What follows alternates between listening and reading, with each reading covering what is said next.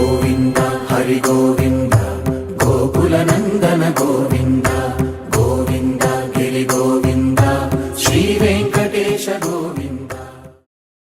மரம் சுவர் மதிலெடுத்து மறுமைக்கே வெறுமை பூண்டு புறம் சுவர் ஓட்டை மாடம் புரளும் போது அறிய மாட்டீர் அறம் சுவர் ஆகி நின்ற அரங்கனாருக்கு ஆட்செய்யாதே புறம் சுவர் கோலம் செய்து புல்கொவ்வக் கிடக்கின்றீரே.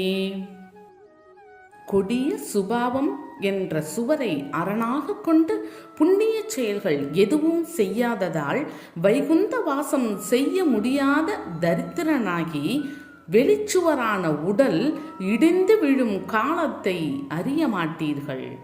தரும சுவராக காத்து நிற்கும் ஸ்ரீரங்கநாதனுக்கு தொண்டு செய்யாமல் சரீரம் வளர பாடுபட்டு அதை அலங்கரித்து காக்கையும் கழுகும் கவ்வும்படி நரகத்தை தேடிக்கொண்டிருக்கின்றீர்களே என்ற பொருளில் இப்பாசுரம் உள்ளது. இப்பாமாலையிலும் மனிதர்களின் அவல நிலையை ஆழ்வார் எடுத்து காட்டுகின்றார். மனித பிறவி தெய்வத்தின் அனுக்கிரகத்தால் தான் நமக்கு கிடைத்துள்ளது. எத்தனையோ போராட்டங்களில் வெற்றி கொண்டுதான் கிடைத்ததற்கு அரிய இந்த மனித சரீரம் நமக்கு கிடைத்துள்ளது.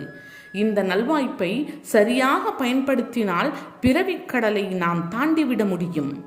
ஏனெனில் உள்ளே உறையும் ஆத்மாவை இந்த சரீரத்தின் வாயிலாகவே நாம் அடைய முடியும். தேவர்கள் கூட இம்மண்ணுலகுக்கு வந்தே அதை அடைய முடியும். விலங்கு, பறவை போன்றவைகளுக்கு ஒருமுகப்படுத்தும் சக்தி குறைவு. ஆகவே அவற்றாலும் பிறவிப்பிணியை அகற்ற இயலாது. நமக்கு வரப்பிரசாதமாக கிடைத்திருக்கும் இந்த மனித பிறவியை கொண்டு புண்ணிய செயல்களை குவித்து வைகுண்ட பதவியை நாம் அடைய முடியும். ஆனால் புண்ணிய காரியங்களை செய்யாமல் வைகுண்ட பதவியை இழந்து இந்த உடலை காக்கைக்கும் கழுகிற்கும் இரையாக தரலாமா என்ற ஆதங்கத்துடன் கேட்கின்றார் ஆழ்வார்.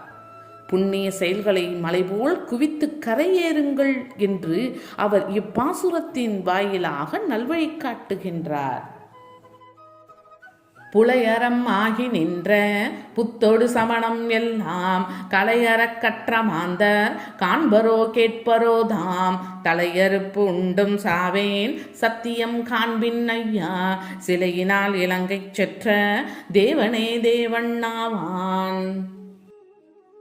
நூல்களை நன்கு கற்று உட்பொருள் அறிந்த மாந்தர்கள் வேறு தர்மமாக இருக்கும் பௌத்தம், சமணம் போன்ற மதங்களை நெஞ்சாலும் ஆராய்வாரோ, அந்த உபதேசங்களை காதினாலும் கேட்பரோ? இப்படி சொல்வதற்காக என் தலையை வெட்டினாலும் நான் சாக மாட்டேன், இது சத்தியம். சான்றோர்களே, கோதண்டத்தினால் இலங்கையை வெற்றி கொண்ட ஸ்ரீராமனாய் அவதரித்த தேவாதி தேவனே உண்மையானவன். இப்பொருளில் இப்பாசுரம் உள்ளது. இப்பாசுரத்தில் பௌத்த சமண மத கோட்பாடுகளை கேட்க வேண்டாம் என்று தொண்டரடிப்பொடியாழ்வார் கூறுகின்றார். பௌத்தமும் சமணமும் அன்பை போதித்த போதிலும் தெய்வம் உண்டு என்ற விஷயத்தில் உறுதியான கொள்கையை கொண்டிருக்கவில்லை. இவ்வுலகுக்கு அடிப்படை பகவான். அந்த அடிப்படையை தெளிவாக கூறாத மதங்களாக அவை இருப்பதால் அதை மனதாலும் ஆராய வேண்டியதில்லை என்று அவர் கூறுகின்றார். இப்படி சொல்வதற்காக என் தலையை வெட்டினாலும் நான் சாக மாட்டேன் என்று ஆவேசம் கலந்த குரலில் ஆழ்வார் கூறுகின்றார். கோதண்டத்தினால் இலங்கையை வெற்றி கொண்ட பகவானே உண்மையானவன் என்று அவர் உறுதியுடன் கூறி சத்தியமும் செய்கின்றார். அடிப்படையை விளக்க முடியாத மதங்களால் குழப்பம் விளையுமே தவிர தெளிவு ஏற்படாது என்பதை மண்ணுலக மாந்தருக்கு இப்பாமாலை மூலம் அறிவுறுத்துகின்றார் ஆழ்வார். வெறுப்பொடு சமணர் முண்டர் விதியில் சாக்கியர்கள் நின்பால் பொறுப்பு அரியணகள் பேசில் போவதே நோயது ஆகி குறிப்பெனக் கடையும் ஆகில் கூடுமேல் தலையை யாங்கே அறுப்பதே கருமம் கண்டாய் அரங்கமா நகருளானே. ஸ்ரீரங்கநாதா, பிற மதத்தினரை வெறுக்கும் சமணர்களும் பாக்கியமற்ற பௌத்தர்களும் உன்னை பற்றி பொறுக்க முடியாத அபத்தங்களை பேசினால் அந்த நிந்தனையே வியாதியாகி மரணமடைவது நல்லது. அப்படி இல்லாமல் அந்த அவதூறுகளை நான் கேட்க நேர்ந்தால் அவர் சிரத்தை கொய்வதே எனக்குரிய கடமையாகும் என்ற பொருளில் இப்பாசுரம் உள்ளது. இப்பாமாலையிலும் பௌத்த சமண மதங்களை ஆழ்வார் சாடுகின்றார்.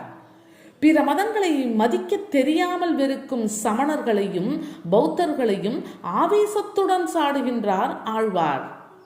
பிற மதங்களை வெறுக்கின்றவர்கள் பாக்கியம் இல்லாதவர் என்று யதார்த்தமாக கூறும் ஆழ்வார் பகவத் நிந்தனை வியாதியாகி மாறி அழித்துவிடும் என்பதை எச்சரிக்கையாக உணர்த்துகின்றார். அப்படி பகவானை பற்றிய அவதூறுகளை நான் கேட்க நேர்ந்தால் அவர்களின் தலையை வெட்டி வீழ்த்துவது என் கடமை என்று கொதிப்படைந்த சொற்களை உதிர்க்கின்றார். தொண்டரடி பொடியாழ்வாரின் இந்த வார்த்தைகள் யாரையும் புண்படுத்த வேண்டும் என்ற நோக்கில் கூறப்பட்டது அல்ல.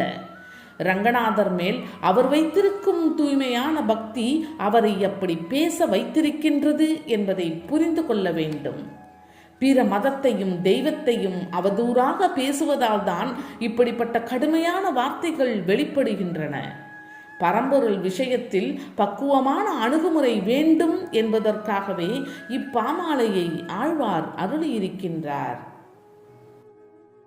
மற்றும் ஓர் தெய்வம் உண்டே மதியிலாமானிடங்காள் உற்றபோது அன்றி நீங்கள் ஒருவன் என்று உணரமாட்டீர். அற்றம் மேல் ஒன்று அறியீர் அவனல்லால் தெய்வம் இல்லை கற்றினம் மேய்த்த எந்தை கழனிடை பணிமின்னீரே.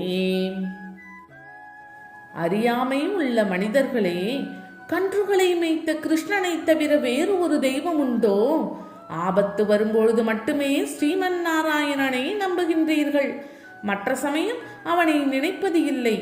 வேத பொருளே அவன்தான், அவனன்றி தெய்வமில்லை. ஆதலால் அவனது திருவடிகளை சரணடையுங்கள் என்ற பொருளில் இப்பாசுரம் உள்ளது. இப்பாமாலையில் ஸ்ரீ கிருஷ்ணனின் திருவடிகளை சரணடையுங்கள் என்று உலகத்தவரை பார்த்து ஆழ்வார் கூறுகின்றார். கன்றுகளை மேய்த்த கிருஷ்ணனை தவிர வேறு தெய்வம் உண்டா என்று கேட்கும் ஆழ்வார், ஆபத்து காலத்தில் மட்டும்தான் நாராயணனை நம்புகின்றீர்கள், மற்ற சமயங்களில் நினைப்பதில்லை என்ற யதார்த்த உண்மையினையும் வெளியிடுகின்றார். மனிதனை துன்பம் பற்றும் போதுதான் அவனுக்கு ஆண்டவனின் நினைவு வருகின்றது. வந்த துன்பம் நீங்கியதும் பழையபடி தெய்வத்தை மறந்துவிட்டு அற்பமான வேலைகளில் தன் வாழ்நாளை அவன் கழிக்கின்றான். அப்படி காலம் கழிப்பதால் தெய்வத்திற்கு எந்த ஒரு நஷ்டமும் இல்லை, மனிதனுக்குத்தான் நஷ்டம். ஆனந்த வாழ்வு அருகில் இருக்க அல்லல்பட்ட வாழ்க்கையில் பல பிறவிகள் உழல வேண்டிய நிலை மனிதனுக்குத்தான் நேருகின்றது. ஆகவே பகவான் கிருஷ்ணனை சரணடைந்து உய்யும் வழியை தேடிக்கொள்ளுங்கள் என்று மண்ணுலக மனிதர்களுக்கு ஆழ்வார் அறிவுறுத்துகின்றார். நாட்டினான் தெய்வம் எங்கும் நல்லதோர் அருள் தன்னாலே காட்டினான் திருவரங்கம் உய்பவருக்கு உய்யும் வண்ணம் கேட்டிரே நம்பி மீர்கால் கருட வாகனனும் நிற்க சேட்டை தன் மடியகத்து செல்வம் பார்த்து இருக்கின்றீரே. எம்பெருமான் எல்லா இடங்களிலும் தன் பிரதிநிதியாக பல தெய்வங்களை நிறுத்தினான். கடைத்தேற விரும்புகின்றவர்களுக்கு மோட்சம் பெற திருவரங்கத்தில் திருப்பாக்கடல் மேல் பள்ளி கொண்டான். சான்றோரே கேளுங்கள், கருட வாகனனான திருமால் இருக்க மூதேவியின் பக்கத்தில் செல்வம் வேண்டி நிற்கலாமோ என்ற பொருளில் இப்பாசுரம் உள்ளது. இப்பாமாலையில் ஸ்ரீரங்கநாதனின் ஒப்பற்ற பெருமைகளை ஆழ்வார் எடுத்து காட்டுகின்றார். எம்பெருமான் எல்லா இடங்களிலும் தன் பிரதிநிதிகளாக பல தெய்வங்களை நிறுத்தியிருக்கின்றான் என்று ஆழ்வார் கூறுகின்றார். தெய்வ வடிவங்கள் அனைத்தும் ஸ்ரீரங்கநாதரின் பிரதிநிதிகள் என்பதை அவர் உலகத்தவருக்கு உணர்த்துகின்றார்.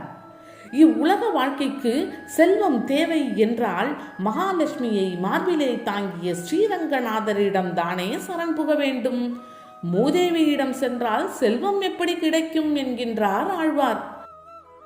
இவ்வுலக சம்பத்து மட்டுமன்றி மோட்ச உலகை அருளும் எம்பெருமான் திருவரங்கத்தில் பள்ளி கொண்டிருக்கின்றான். அவனை சரண் புகுந்து இகவர சுகங்களை அடையுங்கள் என்று தொண்டரடிபொடியாழ்வார் நல்வழி காட்டுகின்றார். கருட வாகனனாக திருமால் இருக்க பயன் தராத இடங்களுக்கு சென்று காலத்தை வீணாக்க வேண்டாம் என்பது அவரது அறிவுரையாக இப்பாமாலையில் இடம்பெற்றுள்ளது.